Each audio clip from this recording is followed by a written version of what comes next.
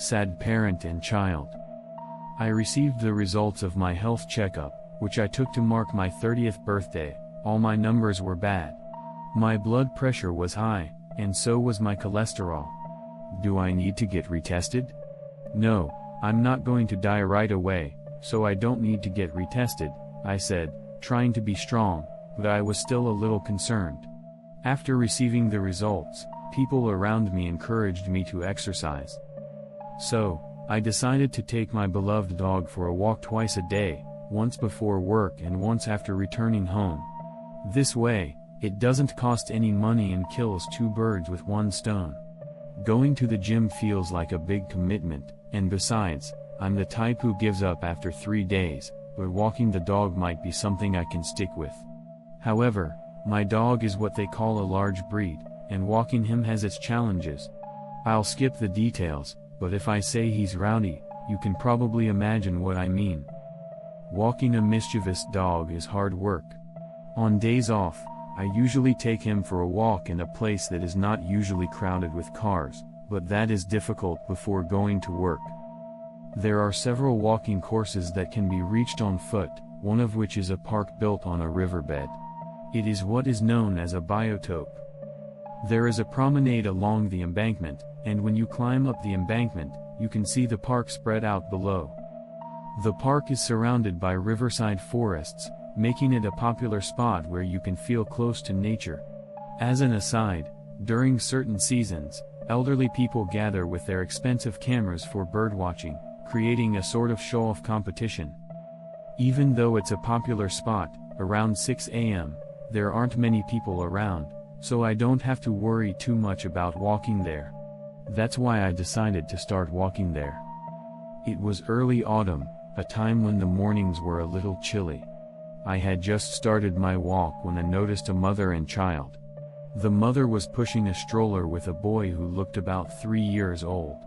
I thought to myself how admirable it was that she was out walking so early in the morning, and watched them from a distance. The mother was wearing a light green cardigan and a white skirt, and her hair was shoulder length. From her attire, I guessed she was in her mid-30s. The boy was wearing a red jacket and pants of the same color. The stroller was also the same color as the boy's pants. There was nothing particularly unusual about them. Yet for some reason, they left a strange impression on me. About a week later, I saw the same mother and son again. Coincidentally, they were wearing exactly the same clothes as before. I encountered them several more times after that, but strangely enough, they were always wearing the same clothes. Did they really like that outfit so much? Or did they decide to wear that outfit every time they went for a walk? Or maybe they were struggling financially and didn't have many clothes? Or could they be ghosts? Every time I saw them, I would indulge in such fantasies. When winter came, I happened to wake up early one day. I didn't want to skip walking the dog because I had overslept, so I took him to the riverbank almost as soon as I woke up. The riverbank was shrouded in morning fog, and the light of the sunrise was beginning to turn the white fog orange. The scene was so fantastical that I stopped for a moment and stared at it, thinking, if there is an afterlife, it might be a place like this. As I climbed the embankment and looked down at the park, there they were, the mother and child. Despite the unusually cold weather that day, they were still wearing the same thin clothes they had been wearing since autumn. Seeing them, I felt a chill run down my spine. There was no way they could be wearing such thin clothes in this kind of weather. I had jokingly thought, maybe they're ghosts. But now it felt like it might be true. The mother and child slowly made their way through the white, ethereal park. I followed them without hesitation. Though I was a bit scared, my curiosity got the better of me. I wanted to confirm whether they were really ghosts, so I closed the distance while watching them from behind. Their footsteps remained slow and steady.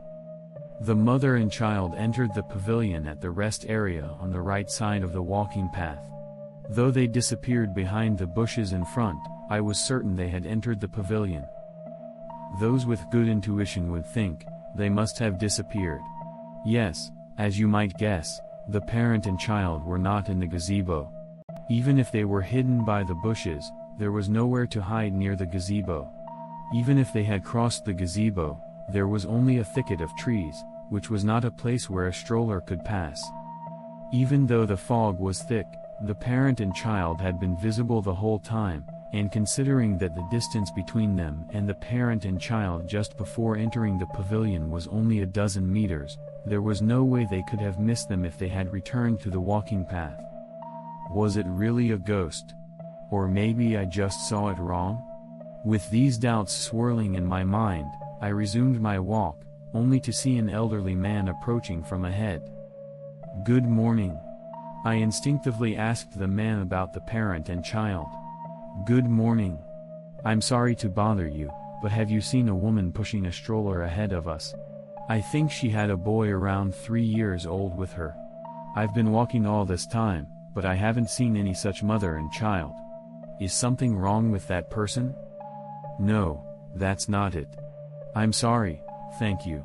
The man looked at me with a puzzled expression, but it didn't seem like he was lying. Of course, there was no reason for him to lie. The true identity of that mother and child remained unknown, but from that day onward, my mind began to lean toward the conclusion that they were probably some kind of ghost. I didn't see my parents for a while after that. As the end of the year approached, the company finished its work for the year without incident, and I was enjoying my winter vacation. One day, my father suddenly said he needed to use the car I usually use to walk the dog.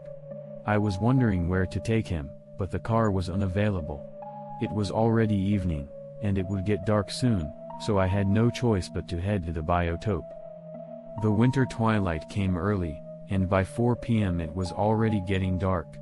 The park, surrounded by riverside forests, had no streetlights, giving it an eerie atmosphere. Therefore, I decided not to enter the park and instead walk along the embankment. It was that father and son. They were walking through the dimly lit park at dusk, dressed and behaving as usual. Their appearance made me feel a chill run down my spine. As the sun set, the trees swayed in the wind, but they walked calmly. The fear and curiosity of whether they were really ghosts clashed in my mind. I ran downhill with the dog. The balance between fear and curiosity ultimately tipped in favor of curiosity. While being kept on edge by the dog's need to relieve itself and sniff around, I closed the distance between myself and the parent and child. It was the same situation as last time, with the only difference being that there was no fog. In the darkness, the parent and child disappeared into the gazebo. At the last moment, I lost sight of them. "See? It's your fault we couldn't catch up," I complained to my beloved dog, but he just snorted indifferently, acting as if he knew nothing about it. When I looked back, the eerie silence of the gazebo made me regret chasing after them. The wind rustled through the trees, making a rustling sound. If I walked a few more meters, I could see inside the pavilion, but I was overwhelmed by the horror movie-like atmosphere and couldn't go any further. Pong, pong, pong. Suddenly, a small rubber ball bounced toward me. "Excuse me, could you pick up the ball for me?" I heard a woman's voice coming from the gazebo. I was startled for a moment when she spoke to me just as I thought she had disappeared, but I felt a little relieved to hear her voice. So, she wasn't a ghost after all. I picked up the ball that had rolled over. "Excuse me, could you pick up the ball?" No sooner had I picked it up than my mother spoke, as if urging me on. I felt a little irritated, thinking, if you're in such a hurry, come and get it yourself. At that moment, the dog suddenly began to growl. It was a low growl, full of hostility. "You idiot, what are you growling for?" While calming the dog, I lightly threw the ball back. It bounced slowly toward the pavilion, but it didn't have enough momentum and stopped midway. "Excuse me, could you please retrieve the ball?" Sure. I apologize for throwing it in such a tricky spot. However, since you are closer to it, please retrieve it yourself." Seeing that neither parent nor child showed any sign of coming out of the gazebo, I completely forgot about whether they were ghosts or not and felt angry at their audacity. The dog that had been growling started barking loudly. Hey, stop barking. Your voice is loud enough as it is. I continued to calm the dog down while complaining as I headed toward the ball. However, the dog stubbornly refused to move from its spot. I forcibly pulled it away and picked up the ball again. "Excuse me, could you please pick up the ball?" The mechanical, emotionless question repeated by the machine sent a chill down my spine. I actually knew why the dog had started barking. I knew, but I peeked into the pavilion. There was only a table and a bench, and no one was there. I wasn't paralyzed, but I couldn't move. To be precise, I didn't know what to do. I just remember that the ball in my hand felt cold. Wow. Suddenly, a boy's cry echoed from inside the pavilion. "Shut up. Stop crying. Why are you always crying? Don't cry." The mother's angry voice echoes after the crying. Before I knew it, even the dog had stopped barking. The child's crying and the mother's angry voice trying to drown it out echo from the empty gazebo in front of me. In such an unbelievable situation, I found myself running away like a rabbit. I didn't scream at a time like this. I ran with my dog through the almost pitch-black park. Behind me, I could hear my mother's angry voice and my child's crying. I thought I could also hear a baby crying. I ran with all my might. I ran so hard I thought I might collapse from exhaustion. By the time I reached the top of the embankment, I had reached my limit. I collapsed, gasping for breath, thinking I was amazed I had managed to run that far. I was so exhausted that I thought, if they catch up to me here and do something, that's fine. Fortunately, the mother and child didn't chase after me. That was the last time I saw them. The reason I decided to write this story is that shortly after that, I moved due to a job change, but I recently visited this area again after several years. I felt curious about that biotope and decided to visit it, but the scenery there remained unchanged from when I had last seen it. I still don't know who that mother and child were. Was it a mistake, or was it really some kind of ghost? Or was it someone playing a prank? However, I heard this story.